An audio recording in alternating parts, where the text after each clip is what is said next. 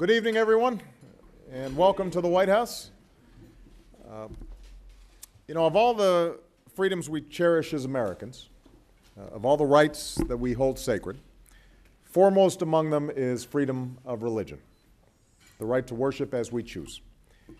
It's enshrined in the First Amendment of our Constitution, the law of the land, always and forever. It beats in our heart, in the soul of the people who know that our liberty and our equality is endowed by our Creator.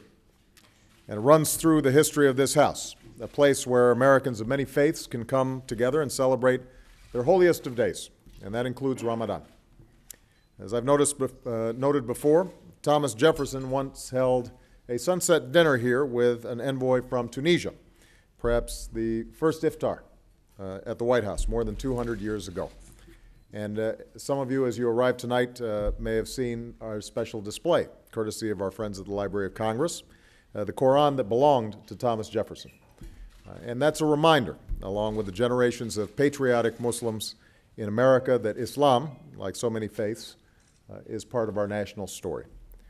This evening, we're honored to be joined by members of our diplomatic corps, members of Congress, including Muslim American members of Congress, Keith Ellison and Andre Carson, as well as leaders from across my administration. And to you, the millions of Muslim Americans across our country, and to the more than 1 billion Muslims around the world, Ramadan Kareem. Now, every faith is unique, and yet during Ramadan we see the traditions that are shared by many faiths. Believers engaged in prayer and fasting, in humble devotion to God, families gathering together with love for each other, neighbors reaching out in compassion and charity to serve the less fortunate. People of different faiths coming together, mindful of our obligations to one another, to peace, justice, and dignity for all people, men and women. Indeed, you know that the Quran teaches, be it man or woman, each of you is equal to the other. And by the way, we've seen this in recent days. In fact, the Olympics is being called the year of the woman. Here in America, we're incredibly proud of Team USA, all of them, but we should notice that a majority of the members are women. Also, for the very first time in Olympic history, every team now includes a woman athlete. And one of the reasons is that every team from a Muslim-majority country now includes women as well. And more broadly, it's worth applauding. Absolutely. More broadly, we've seen the extraordinary courage of Muslim women during the Arab Spring. Women right alongside men taking to the streets to claim their universal rights, marching for their freedom, blogging and tweeting and posting videos, determined to be heard, in some cases facing down tanks and braving bullets, enduring detentions and unspeakable treatment, and at times giving their very lives for the freedom that they seek, the liberty that we are lucky enough to enjoy here tonight. Now, these women have inspired their sisters and daughters, but also their brothers and their sons, and they've inspired us all. Even as we see women casting their ballots and seeking standing for office in historic elections, we understand that their work is not done. They understand that any true democracy must uphold the freedom and rights of all people and all faiths. We know this too, for here in America we're enriched by so many faiths, by men and women, including Muslim American women. There are young people, like the student who wrote me a letter about what it's like to grow up Muslim in America. She's in college. She dreams of a career in international affairs to help deepen understanding between the United States and Muslim countries around the world.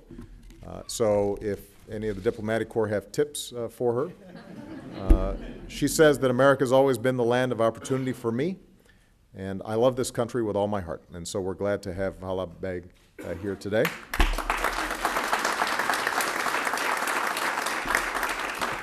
They are faith leaders like Sanaa Nadim, one of the first Muslim chaplains at an American college, a voice for interfaith dialogue, who's had the opportunity to meet with the Pope to discuss these issues. We're very proud to have you here.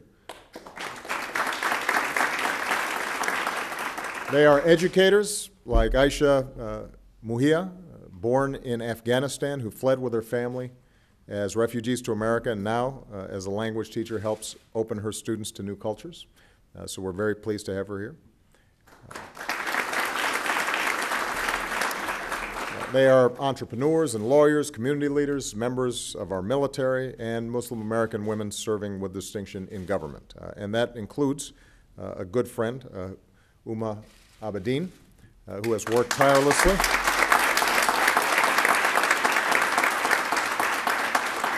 Worked tirelessly in the White House and the U.S. Senate, and most exhaustingly at the State Department, where she has been nothing less than extraordinary in representing our country and the democratic values that we hold dear. Senator Clinton has relied on her expertise, and so have I. The American people owe her a debt of gratitude because Uma is an American patriot and an example of what we need in this country. More public servants with her sense of decency, her grace, and her generosity of spirit. So on behalf of all Americans, we thank you so much.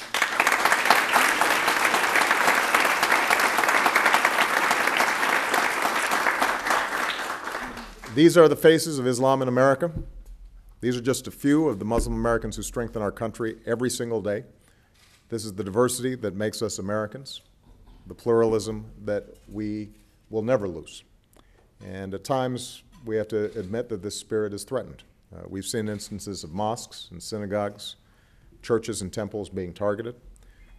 Tonight, our prayers in particular are with our friends and fellow Americans in the Sikh community.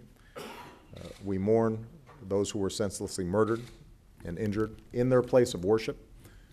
And while we may never fully understand what motivates such hatred, such violence, the perpetrators of such despicable acts must know that your twisted thinking is no match for the compassion and the goodness and the strength of our united American family. So tonight we declare with one voice that such violence has no place in the United States of America. The attack on Americans of any faith is an attack on the freedom of all Americans. And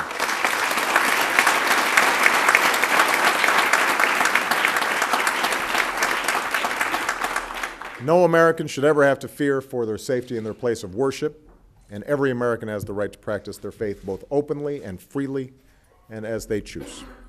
That is not just an American right, it is a universal human right. And we will defend the freedom of religion here at home and around the world. And as we do, we'll draw on the strength and example of our interfaith community, including the leaders who are here tonight. So I want to thank all of you for honoring us with your presence, for the example of your lives, and for your commitment to the values that make us one nation under God, indivisible, with liberty and justice for all. God bless you. God bless the United States of America. Thank you.